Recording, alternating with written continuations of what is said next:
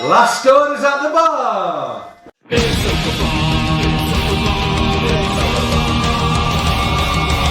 A night in with Mauler and the drinker, getting trashed with the web stream ninkers. A cheap night cause I'm feeling kinda thrifty, got a 10-pack of beers and a bottle of whiskey. Hop off the cork, have a glass of wine. I feel safe, I'll be mine. Trouble walking in a straight line, but for me a Pinot Noir. It's open bar with our hosts, Mauler and the critical drinker.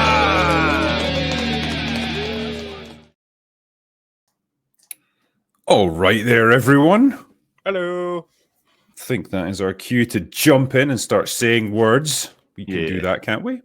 I think so.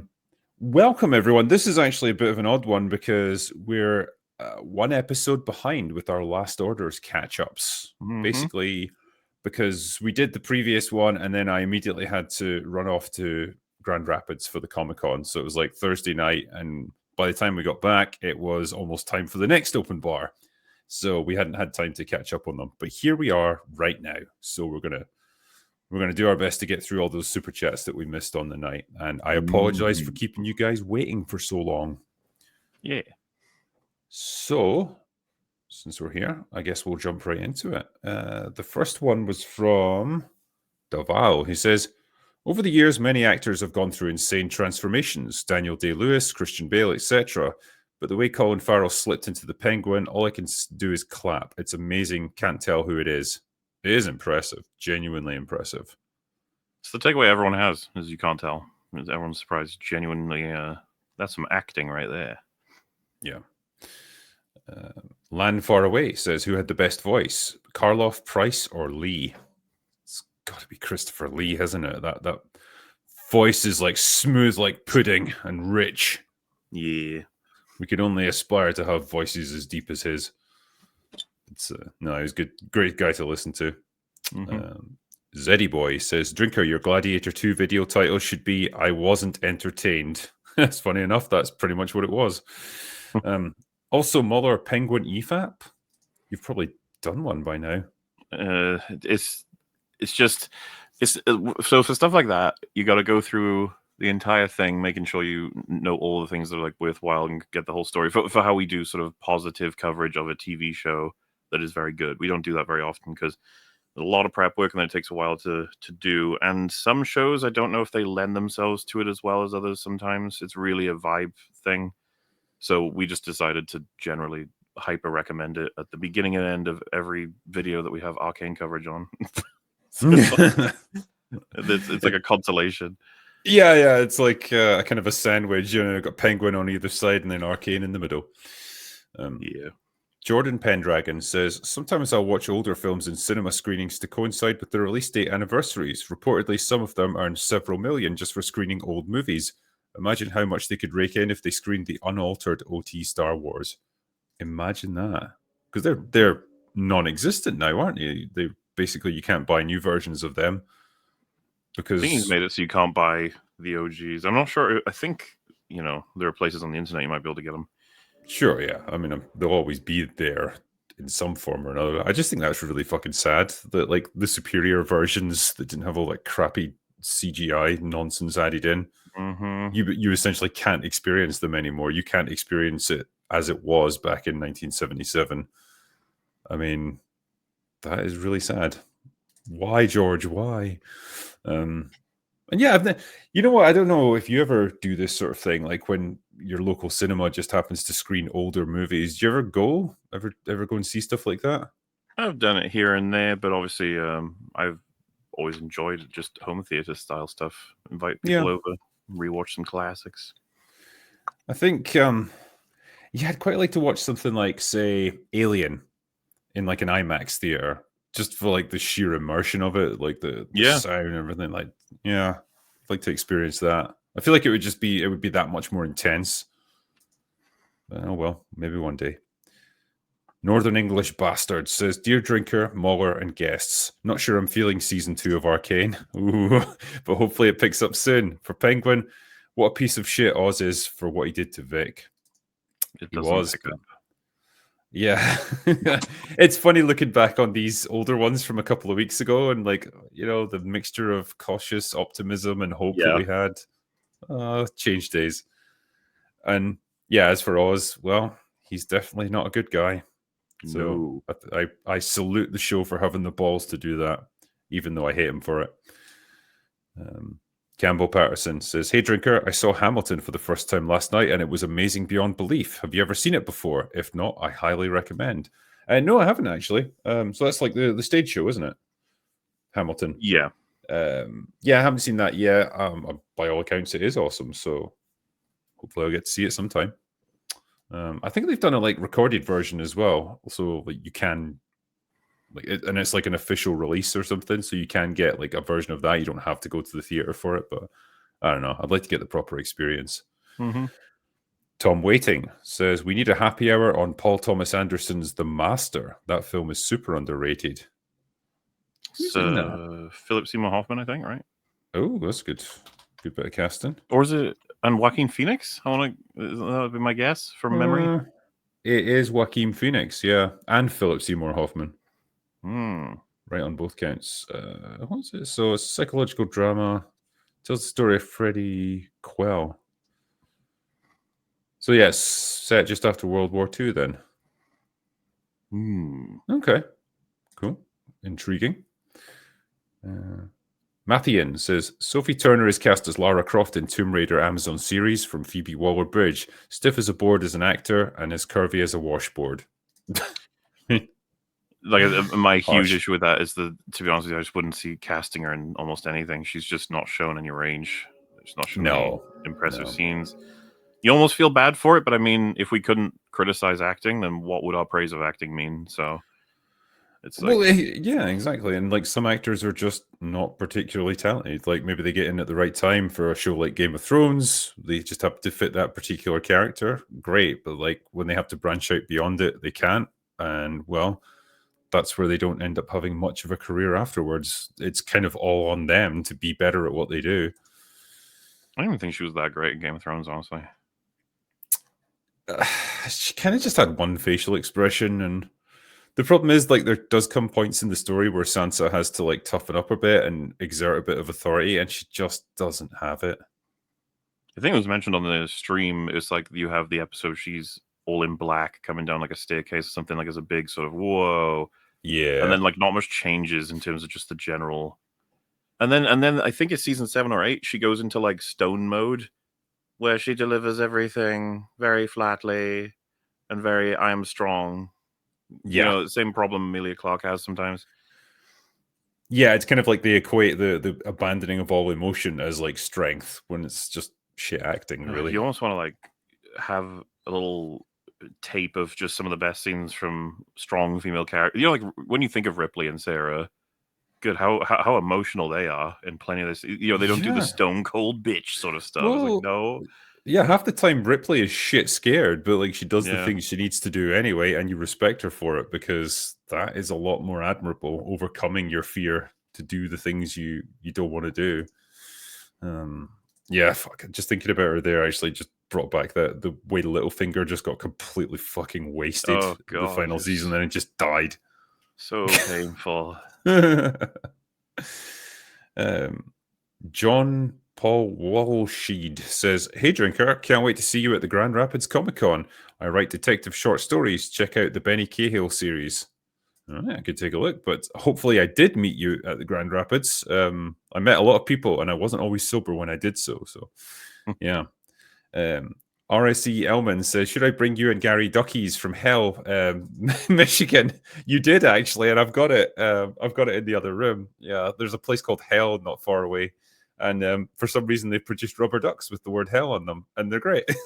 All right, and I got a couple as a gift. La Parca says, "Invite Literature Devil onto the open bar. He's an awesome YouTuber and independent comic book creator." Yeah, I used to see a lot of him on YouTube as well. And I think he was on Twitter, but I don't really see him anymore. I don't know if he's active at this point or what. I think he is, yeah. Okay. Yeah, it'd be good to have him on in that case. Master of Puppets. Drinker, what do you make of Quentin Tarantino saying Joker 2 was good and that he refuses to watch Dune as he's already seen the 1984 version? Looking forward to Rogue Elements. Believe that. That is an odd take. So what? He considers the David Lynch version like this,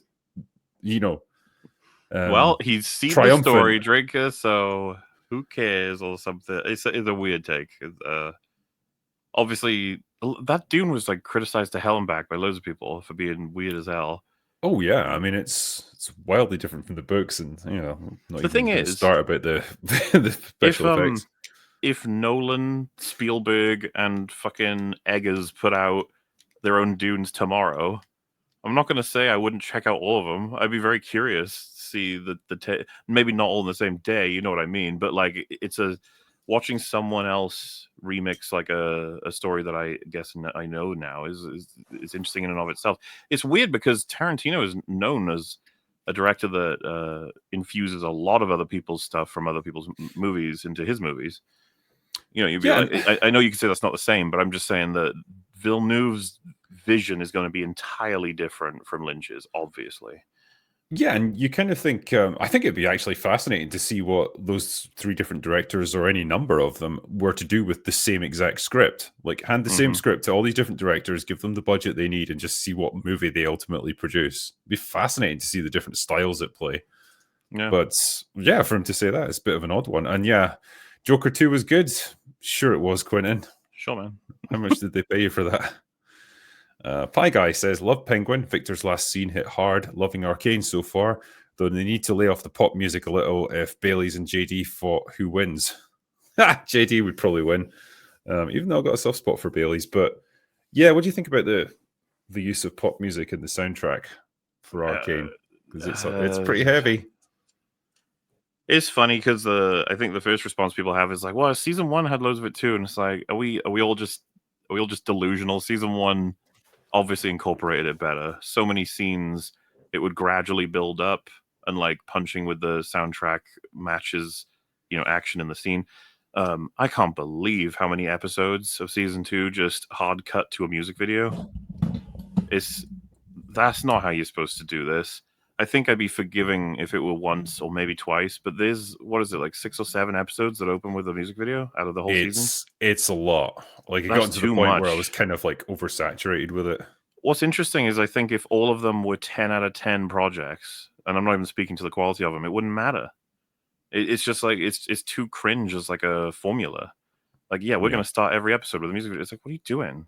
Do you know why people don't do this? It's not because they didn't realize they could. They don't. But the other aspect of it that really pissed me off was that it would be like the end of Act 1 sets up that Piltover is going to invade Zorn, more than likely. There's going to be a huge ass war. Oh god, what's going to happen? Music video, 2 minutes, and then we're at the end of it. It's like, what? Yeah, it's like totally speedrunning major plot events. Yeah. I love how sometimes it just completely skips over shit. Like when Jinx encounters Vander in his like monster form at the end of one episode, and then cut to the next episode, and like she just shows up and she's like, "Oh yeah, like he ran down the sewers here. Like this is where I lost him." It's how way the fuck better did you than resolve that moment? Yeah, the implication is that he would have walked off. She followed him. They would have walked past Ambessa to get into the tram. He would have sat in there with her as they just travel across, and then he would have been like, awkward. Where? And he ran off into the tunnel. She followed him up to the tunnel and then said, well, gee, I have no idea where he went. I'll have to go get Vine. It is the most nonsensical. Like, what are you talking about? None of that makes any sense. But hey, they cut, so it's fine. Yeah. Sticky Fingered Bandit says, starting my new job Monday. Wish me luck, gents. No more grave digging. 630 graves in 6 months. Love you guys. Damn. How many people did you put in those graves? Like, only 50% of them were because of me. How do you even do it? I assume you have like an excavator or something. I would have thought they'd be digging graves with machines these days. Yeah, because I guess he's using the machine, but at the same time, it's just, yeah, okay, fair enough. Still not like the most fun or rewarding job in the world, I wouldn't imagine. Maybe it is. Maybe people say thank you for digging such a fine grave every time. Yeah, no one can dig a grave quite like you, sir. I wonder if you've ever dug a grave, right? And like there was another one underneath it and you didn't know about it. It's like, oh no. This is the worst case scenario. That guy doesn't need it anymore. True. It's been a while. So yeah. He's been marinating in there for a while. Mm-hmm. Spartan Bot says, you gain 5 hours on your flight, Drinker. I'm not sure I'll make the con tomorrow, but I'll definitely see you Saturday. Hope you have fun exploring Grand Rapids and its breweries. I did. I didn't get a chance to go to the breweries, but I did drink plenty of beer when I was there. And yeah, like the way it worked out timing-wise, I didn't get in till about 6 o'clock local time, like my flight landed, and that was Detroit, and then it was like a 2-hour drive to get to Grand Rapids, so by the time I got there, I just met up with Gary and Rick and a few other people, and X-Ray Girl was there as well, actually, and just went out, had a few beers, watched the fight, and then passed out because I was exhausted. Mm-hmm. The Saturday was great. SBZ says, Hail Drinker and Mueller, opinions on Gladiator II. Oh, so long ago. They got a whole episode for it. I still haven't seen it, by the way. I realized, I was like, I could go see it now. And then I was like, I don't really want to. Why is that? And I was like, oh yeah, because you guys told me it sucked. Shit. I was like, just realized my whole like interest in seeing it had gone. And I was like, what has happened to make that happen? I was like, oh yeah, getting everyone to tell me it was bad. That's probably it. The thing is, as well, like it's probably already fading from the zeitgeist. You know, it had that like pretty weak opening, or at least everyone who went and saw it kind of didn't enjoy it, and so the word of mouth will be crap, and that's pretty much it. I've still no idea if it's going to be successful or not. Like, hold on, let's see what it's at right now. It is.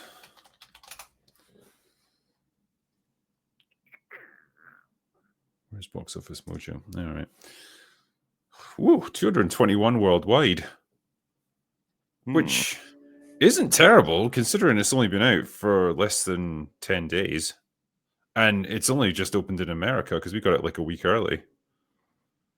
So, I don't know. Maybe it'll actually do all right financially. Maybe it'll pull through, yeah. Christ, that's just going to encourage him to make a third one, isn't it? Yep. Stop it, Ridley. B-Chain says, Drinker making us suffer staring at Rachel Ziggler's Continental Drift eyes. Sorry. Couldn't even be courteous enough to grace us with Sydney Sweeney's chest while we waited. Shame. I'm sorry. Yeah, well, I'll try and make up for that next time. I'll put like Sydney Sweeney randomly into the thumbnail of one of my open bars. David Gannon says, Hail gents, to correct what I said in B-Sup, the Where There's a Whip song was not in Bakshi's 1980 Lord of the Rings, but rather in Rankin Bass's 1977 Return of the King cartoon, but it does have the We Don't Want to Go to War line. I mean, it was the 70s. I can sort of buy into that. It was just post-Vietnam, so probably a lot of anti-war protest going on then. Tom Waiting says, Nostalgia Critic is going to be in Grand Rapids with you, Drinker. Make sure you give him a big wet kiss from all of us. I did see him. I did see him there. Deza says, Destiny voted for Kamala because he had the same open border policy with his ex-wife. Brutal. John Paul Walsheed says, Mueller, you should come to Grand Rapids too. You just have to get the mask through customs. Yeah, they allow masks, right? Well, I mean, are you wearing the gas mask in your passport photo? That'll be the decider. That's gonna be, I'll have to figure that out. I might just teleport at that point. I mean, if you can do that, I'd recommend it. Yeah. Radio Spec says, the Penguins ending subverted my expectations. Pardon my French, but take note, Ryan Johnson. Colin Farrell deserves an Emmy. He probably will get one as well. Yeah, good ending. Jasper Silva says, Game of Thrones actors are the same square pegs of Hollywood since the show ended. They try to shove them in all the wrong holes, and the leader of them being Pedro Pascal. I mean, because we talked about this on the night. Like, Pedro Pascal had a pretty well-established career before Game of Thrones, and I'm not going to pretend that he wasn't great in Game of Thrones. And he's definitely a talented actor, unlike, some of the other Game of Thrones actors. He just suffers from being overcast at the moment. A little bit, yeah. In everything, and it just starts to wear people down a bit. Like, familiarity does breed contempt. David Nierswick says, I'm now officially a never Rachel Ziegler. That is probably the best way to go. It's better for your health. Mathian says, I think bringing back Angelina Jolie as an older Lara could actually work. She has the gravitas, the fans would show up. It's an interesting thought. But What's the story though? Like, is she training a new Lara or something? Like, what? it's, isn't it funny, right? When the moment someone mentions like an older version of a character, the first place that everyone goes to plot wise is like, oh, they're gonna have to pass the torch and be training up some young up and comer. Like, it's never just they're still just doing what they do, but like they're not quite as fast anymore. Obviously, the I think that is downstream of the fact that you want the actor to be doing things more, and if they're really old, like Harrison Ford, is like, well, I guess we can't have him doing the things he was doing in the classic Indy trilogy. So who will be?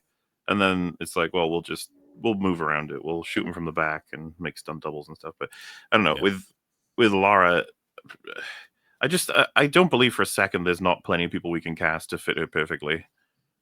There's got to be. They're just not looking for them. They're looking weird, like not Lara people. Yeah. I mean, I guess I had in mind there just this problem that video games wrestle with. Because it's obviously more apparent when you're doing movies with actual actors, but long-running series like the Tomb Raider series, like it spans decades at this point, and most of the time they just put the character into a kind of floating timeline where they don't really age, but like world events do kind of carry on around them. But I think there is something interesting narratively that you can do there with like, well, how do they change over time if they've got more baggage that they're dealing with, and like their combined experiences, and just the fact that they do get older. And I think some of the Tomb Raider games before they did the reboot sort of trilogy, they did start to depict like a sort of more visually older Lara, not to the point where she was like middle-aged or anything, but like you could tell she wasn't the same as she'd been in like the first few adventures. And it was like this, they were starting to go down that path of, oh, she's a bit more of a veteran, shall we say, and where can they take this? But I guess we never really got to see it. Just kind of ended then. They started again. But I don't know. I'm always curious how they handle stuff like that.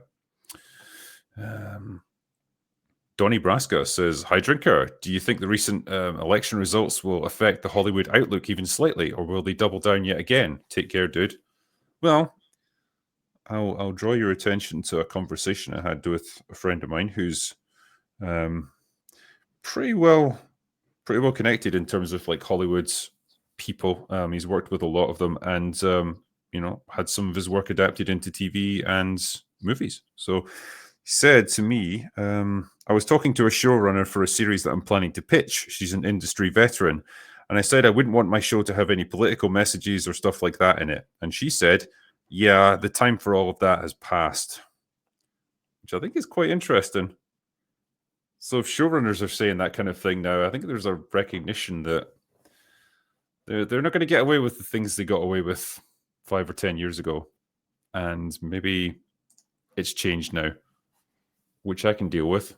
Now we just have to deal with shitty writing and bad acting and stuff, but yay, one problem at a time. RM says, love you guys, and what you do in keeping the message legit. Drinker, have you been to the Scottish town of Strathaven? Also, when you watched the movie Eraserhead, how many times did you consider killing yourself? I have only watched that movie once, and I sort of regret it just because it's so fucking weird and disturbing. Yeah, it's not a fun watch for me. It's not my style of film at all.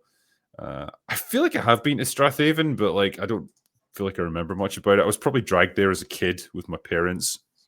But where is it from here? Let's see where it is from here. Yeah, it's kind of down in the borders, like south of Glasgow. Yeah, so it's been a long time. I don't have much occasion to go down that neck of the woods in Scotland. Like if I'm going anywhere, it tends to be like up north to like the Highlands or whatever. So anyway, moving on. Nicole Nark says, at least Lara isn't cast as old and miserable yet. Yeah, I can just imagine Lara Croft living on a deserted island. See, that's another reason why they shouldn't bring back Angelina Jolie, because they would do that immediately. Do you think they would though to her? I can see why they did it to Luke Skywalker. I just can't see them doing it to a woman, really. Have they done it to any girls? Yeah, I mean, they kind of did it with Sarah Connor, right? Making her miserable about being a mother. They could do something. That was almost like I think they did it, but they didn't realize how much they were destroying her. What they just wanted was someone who was cynical but still a total ass kicker, even though she was about 70 years old. But yeah, I can't see them doing that to Lara Croft. B says, Drinker's the kind of guy who will drink a gallon of gasoline just so he can piss on your campfire. It's a great line from Deadly Ground. He'll also fuck anything once for $350,000. He's the baddest motherfucker on the planet. I honestly had such a blast talking about that movie with Space Ice. It was a very enjoyable happy hour.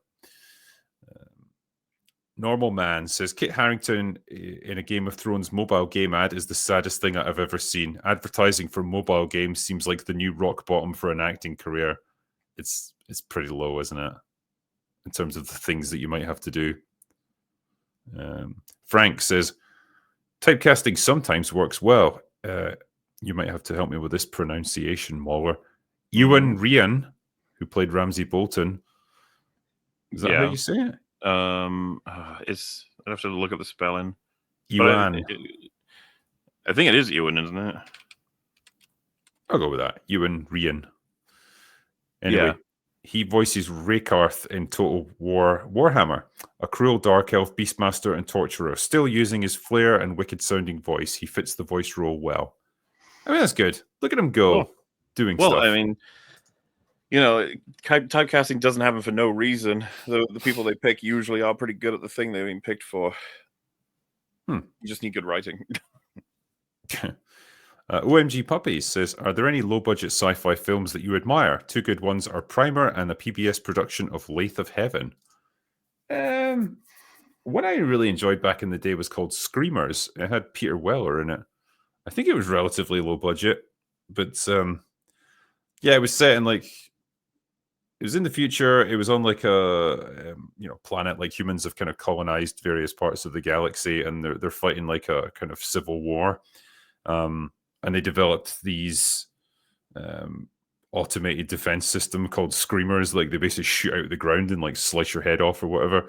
But they've started to evolve to the point where they can mimic humans. And there's some pretty good like paranoia bits in it where they don't know who they can trust. And it's actually a good fun sci-fi movie with a little touch of horror in it as well. So that's probably my choice.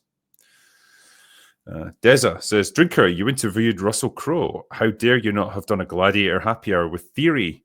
Are you not entertained? Are you not entertained? Is Theory a big Gladiator guy? I didn't know. I guess he is. Yeah, I don't know. Must but be. For those who don't know, the Gladiator EFAP movies is coming out in December. It was good fun. It was. It's like a 2-hour video, that one. So get yourselves ready. It was a girthy movie to discuss, to be fair. There was a lot going on there. Eurodoc. All hail to the Fellowship of the Drink. Speaking of Charles Dance, his Charles Danciest role was probably the 2005 BBC version of Bleak House as the evil lawyer, Mr. Tulkinghorn. Worth watching just for him. Yeah, I've never seen that. All right. Yeah. I thought you'd seen everything with Charles Dance in it. I'm disappointed. I haven't then. Jasper Silva says, Daenerys was supposed to have a better villain arc, but she got too popular, so they decided to make her a Disney princess until the last 20 minutes of season 8.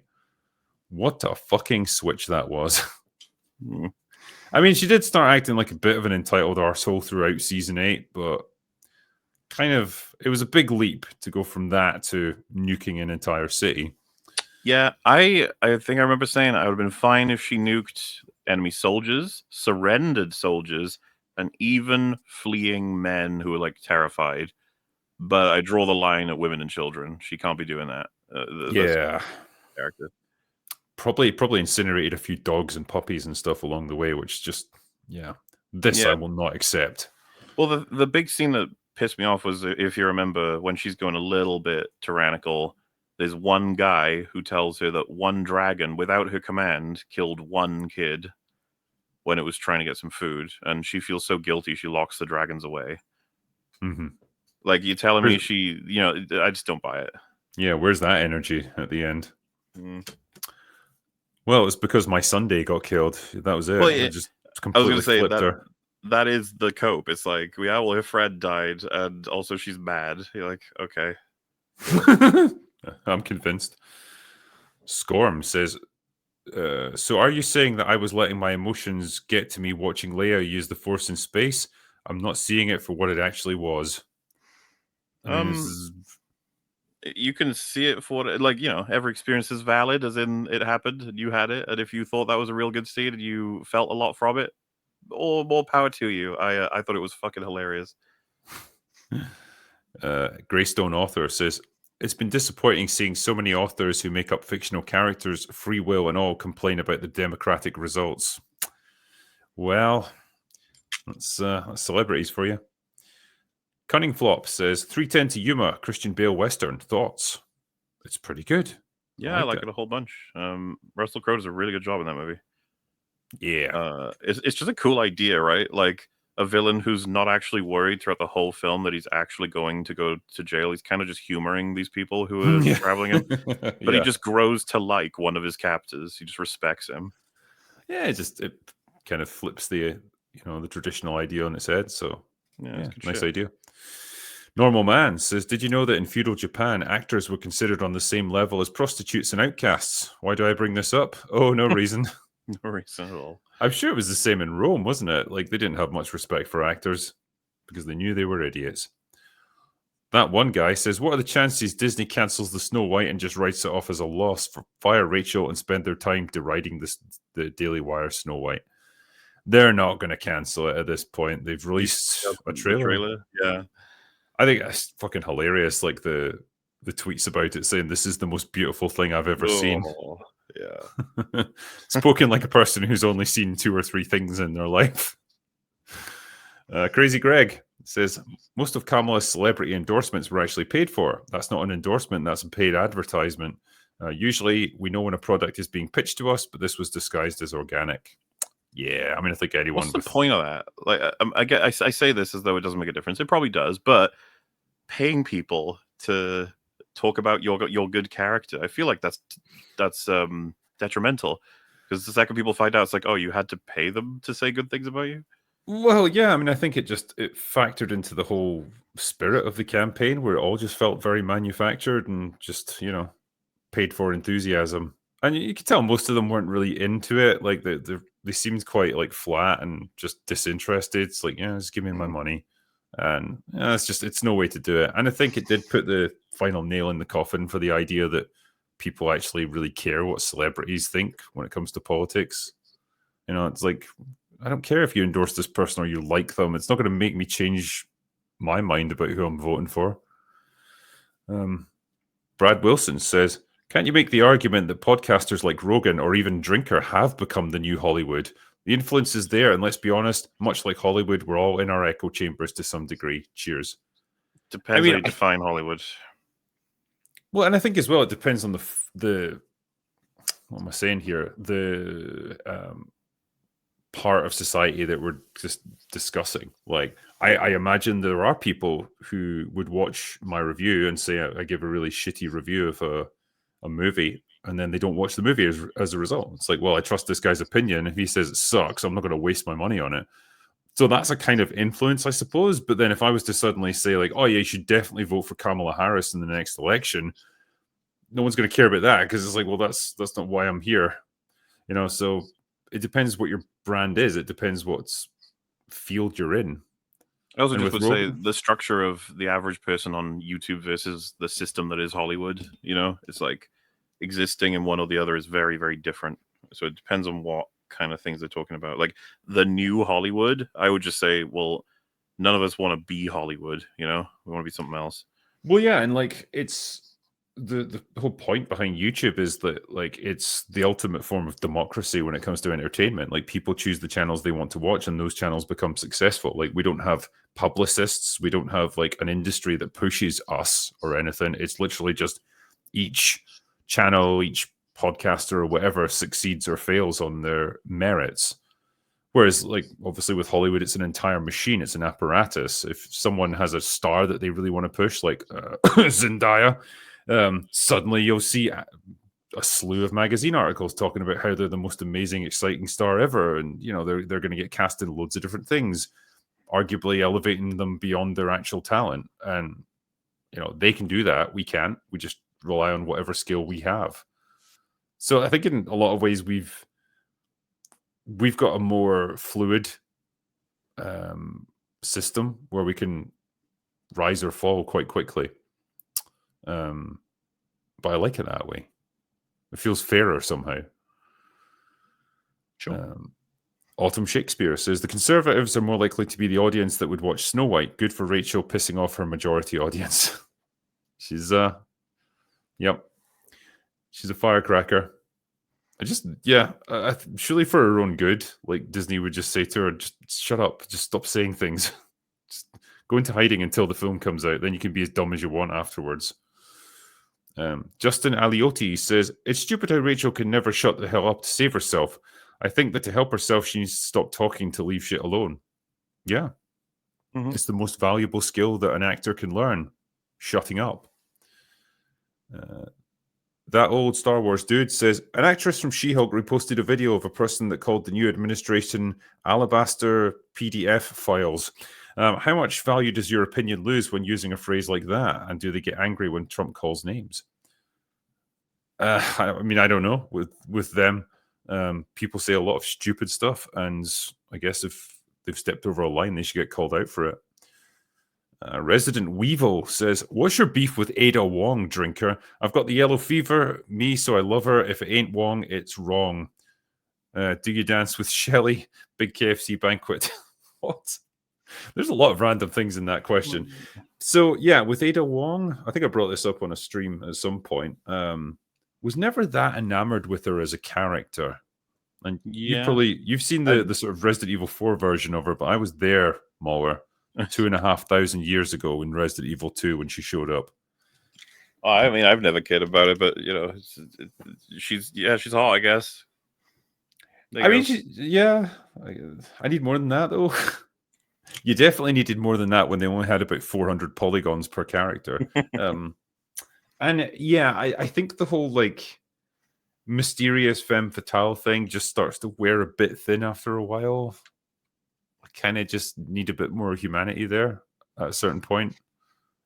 You know, she does have this tendency to just show up, do some, you know, funky slow motion high kicks and stuff and say something vaguely mysterious and then just vanish. It's like, okay, fine, I guess. Anyway, Acanthus says, that Rachel Ziggler quote just reminds me of that One Punch Man scene. Who's this small sassy child? Yeah, I love that quote. Joshua Cornelius, a Star Wars only fans might make a buck or two. I mean, it depends who's in it, really, doesn't it? I think people are going to pay too much for Daisy Ridley. Kevin O'Neill says the Skywalker bloodline is ended and a Palpatine usurped the Skywalker name. The Emperor won.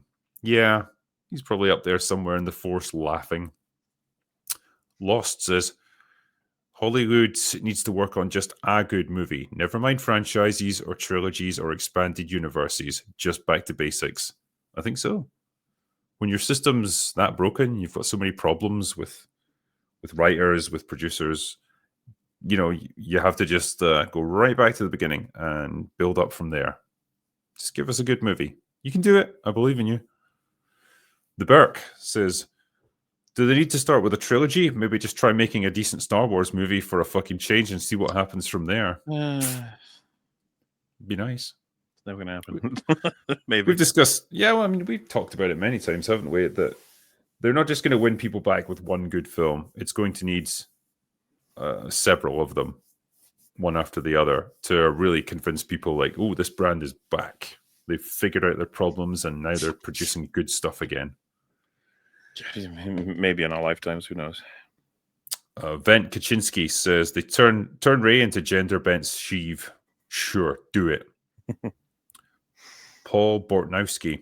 If Arcane Season 2 ends as well as it has started, it should easily go down as a top 5 show of all time. Also, this is my first time watching the podcast live. Love your work, Drinker. What a difference a week makes. Jay Fraser.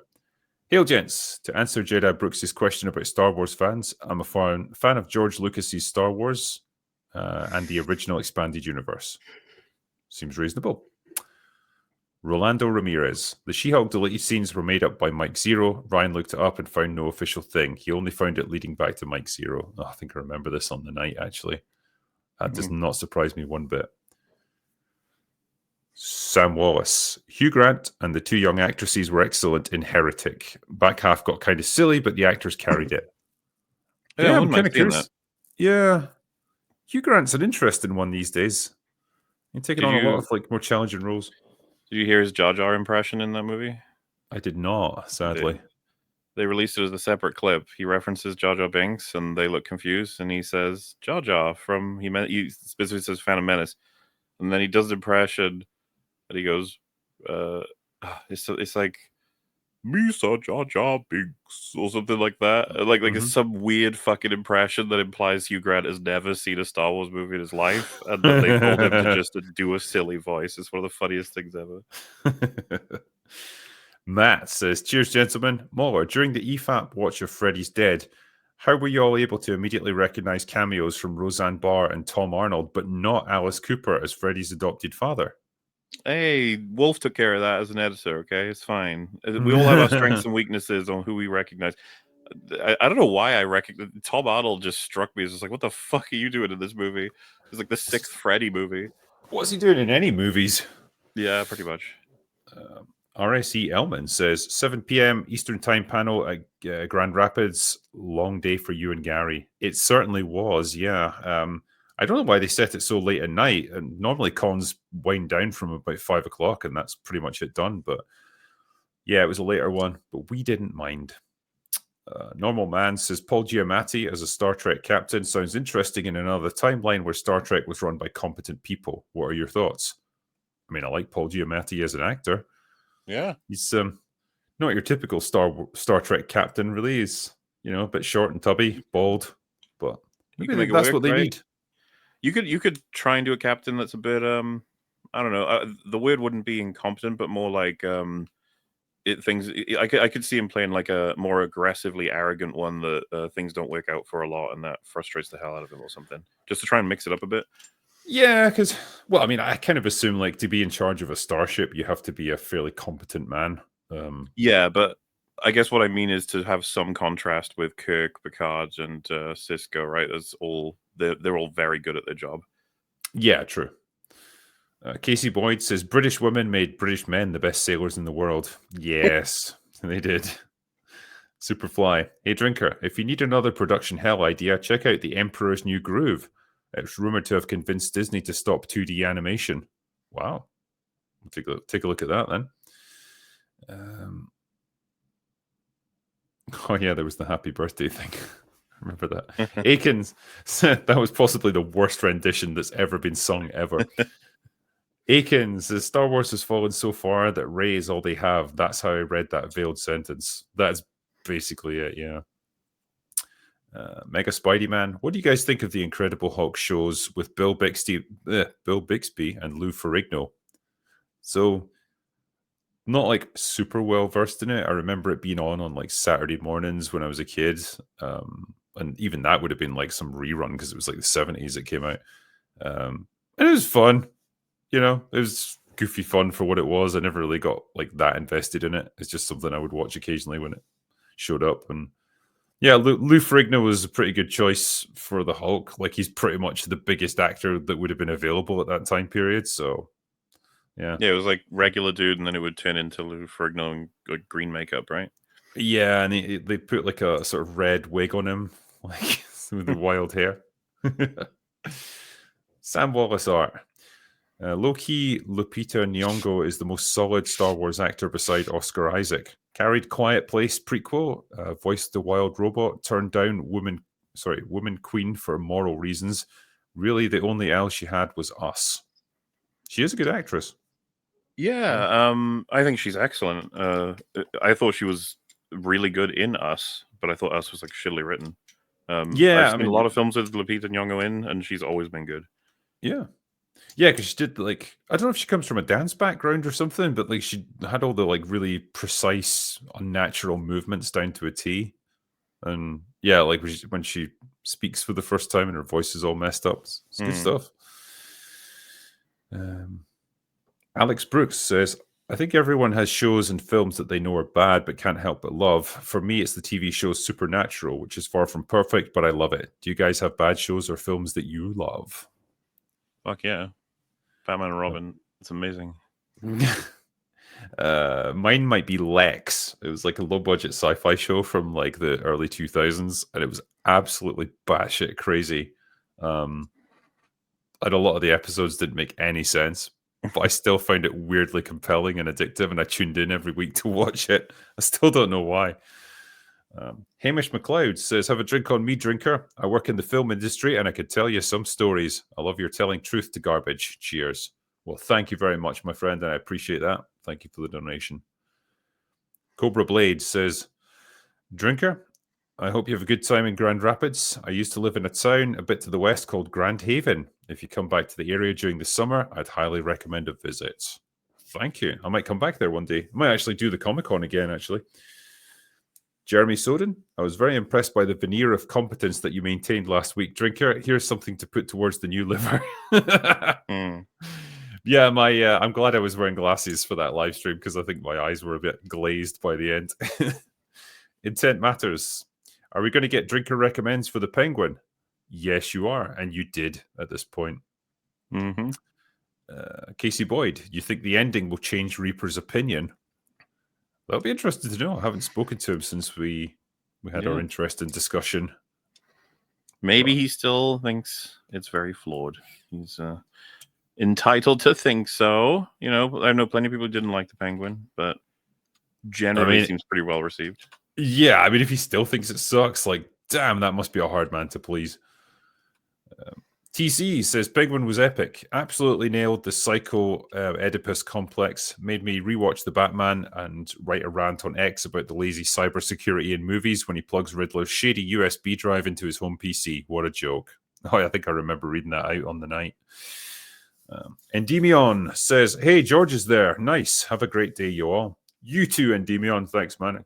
Keep going with your great gaming coverage.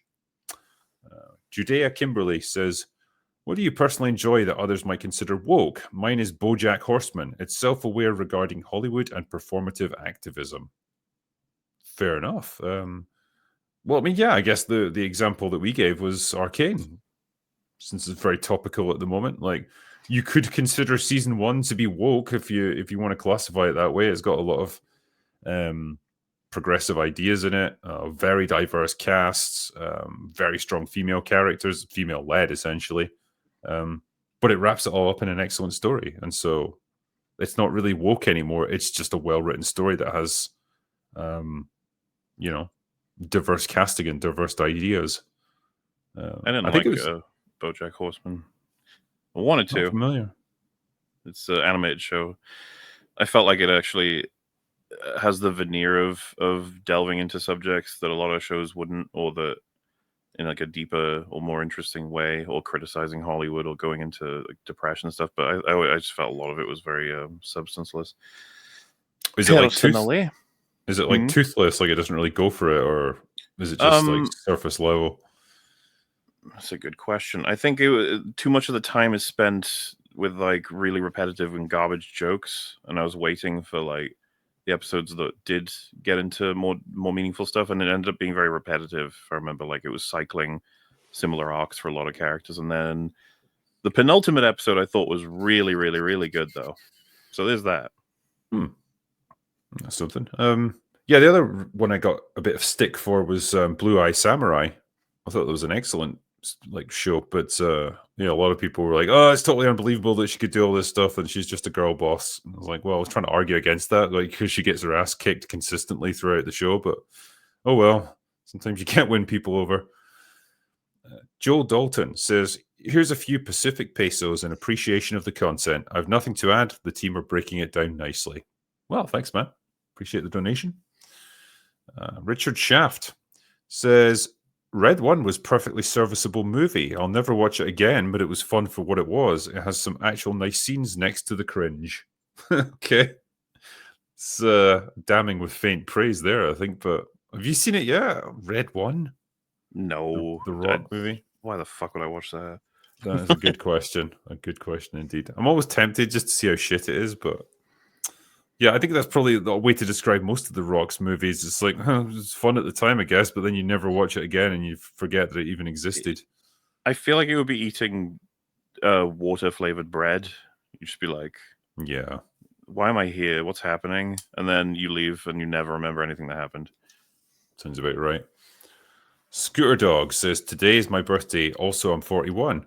Can I get a song? Lost my job and can't see you in Grand Rapids tomorrow. Also, please check out Tormented Souls. It's a fantastic game combining Resident Evil and Silent Hill with difficult puzzles, fixed camera angles, and B-movie dialogue. Tormented Souls. It's familiar, actually. I don't think I've played it, but definitely heard of it. And yeah, I'm sorry you lost your job, man. That really fucking sucks. Hopefully you get back on your feet quickly. Danny Boy says, Rock's career after Black Adam. Aim for the bushes.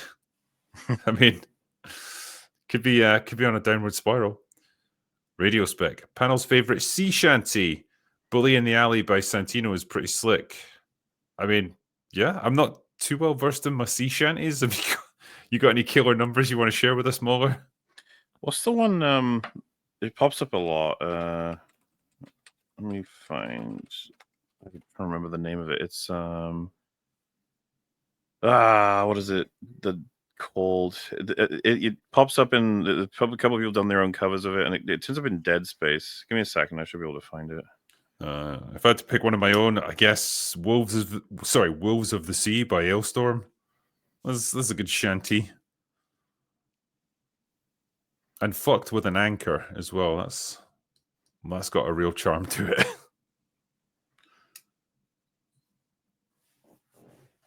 It's like When the Whaleman comes. While you're looking there, Mauler, I'll go to the next one. Andre Mogosan says, I knew Arcane will have a good season 2 as I watched Bridging the Rift. The one thing I'm curious about is where they'll take us in the world of Runeterra now. So many places, characters, stories, so much to explore, and a great setup for the massively multiplayer online role-playing game.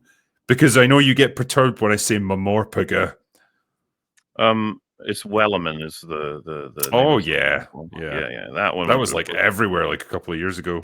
That's what I'm saying is like I don't know, that one would be my pick because I'm just not well versed in sea shanties. It's just not my thing. Next one is Skippy ZK. Central Intelligence with The Rock and Kevin Hart. That was a movie. Yeah. Jeremy Soden. Arcane Season 1 is probably the best animation I've ever seen. Season 2 is just clunkier. Pacing and character not as well done. Very good, just not as good. Wonder what that person thinks now. Yeah, be interesting to ask them. The animation still looks lovely, though. Andre Mogosan, must be mentioned, it's still Act 1. Equating it to Season 1, Act 1, they're pretty similar. Do you think, structurally? In what? Are we just broadly saying it is, or do they give like a way? No, that's all he puts there. I mean, it's not really in terms of plot events, but... I'm at the point, and maybe this will be better explained once I've done all the coverage on EFAP, but Arcane Season 2 is like the complete opposite of Arcane Season 1. It's like a demon version of it. Got eaten by someone and pooped out, and now it's the inverse. It's like anti-Arcane. Casey Boyd says, so does it have the potential of Season 1 if Act 2 and 3 are executed properly, or is it already impossible to achieve that? So many questions have already been answered by circumstance. Well, Act 2 makes Act 1 look better, and Act 3 makes Act 2 look better. I mean, hypothetically, if 2 and 3 had been really strong, would that have redeemed, like, Act 1 for you? Or is it still would have been shit? Not for me. The way they moved all of the characters, they'd already annihilated Jace, Vi, Caitlyn, Echo, Jinx. Yeah, all of them had significant issues. But what you come to understand once you've seen the full season is they had no time. They had to get them moving because if spoilers, but Caitlyn becomes Dracula Hitler and then goes back to being a good guy all in one season. Yeah, she has quite the arc, doesn't she? It's insanely fast, breakneck, and so that's why everything sucks in the first act as well, is because everyone's just getting pushed to where they need to go. Super fast. Yeah. Jay Fraser says, have you heard of Criticless, a review site made by and for film and TV and game fans in response to Rotten Tomatoes' ridiculous censorship? I highly recommend the site and CEO Blaine Andrews for the bar. I've not heard of Criticless before. No, is it just an aggregator site or what? I guess we'll know until we look. Casey Boyd says, I need to know that Mahler hasn't lost hope. Well, too late. Well, there's no hope to be had. It's over. It's out. You can see it now. So, yeah. Reginald Wooster, will you guys be covering Gladiator II, and what are your thoughts on the original? So, yes, we did, and the original I thought was pretty great. Good movie. Jay Fraser, showrunner stated of the 50 League of Legends characters, only 11 have appeared in Arcane. He said some might appear in Season 2 or a possible spin-off show in the future. Well, I think Muller said there was going to be like 5 different spin-offs, so... Eventually, we can imagine there's going to be a bazillion of them, but there's one in production already, and it's going to relate to Demacia, Ionia, stuff like Noxus as well, but we'll see. I'm trash, bro. Oh, sorry. I agree with that. I'm so tired with life. A dead squirrel turned out to be more influential this year than all these celebrities combined. Well, yeah, because people have got more sympathy for animals than they do for celebrities, because animals are better. Bazauda says, new Star Wars set after a civil war in the ruins of a failed republic Rey tried building, because she's just that good, but fell to ruin once her true origin came to light. That'd be a good thing to deal with, actually, that she's actually a Palpatine and everyone finds out and then they get, like, everything falls apart because of that. They'll never do it, obviously. Casey Boyd, I rewatched the extended Lord of the Rings for the first time in 16 years. Frodo went from my least favorite to my favorite. Gimli is second. Why did the Witch King run from Aragorn but was stronger than Gandalf? Also, why would Rohan charge the Oliphants?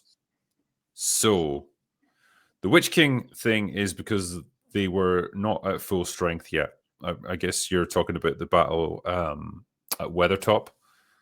So, yeah, in that early stage, they've just not long been resurrected, I think. And so they're not at full power. And so they can't take on something like him yet. That's why in the books, fucking Farmer Maggot like encounters one and tells it to fuck off. And it does. So, yeah, try doing that. Should have been in the film. I know. That guy's the GOAT. And yeah, the Oliphants, that was a bit of like the whole battle of Minas Tirith is kind of condensed from the books. It's much more complicated and it goes on a lot longer in the books because it is the true set piece and it's the focal point of the entire novel. But yeah, I think they just had to slim it down for the movie to make it something understandable, and they wanted big action scenes with the giant elephants. So that was pretty much the reason. Matt says, Drinker, you cynical Scot, love your work. When are you getting good bad flicks on? Heard that you're a fan. I am a fan of him, but I don't know if he does even do live streams.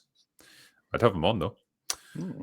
Bilson Soban says, unironically, removing comedy is a control mechanism. Laughter is the great bridge builder, and removal of it keeps us separated. I know.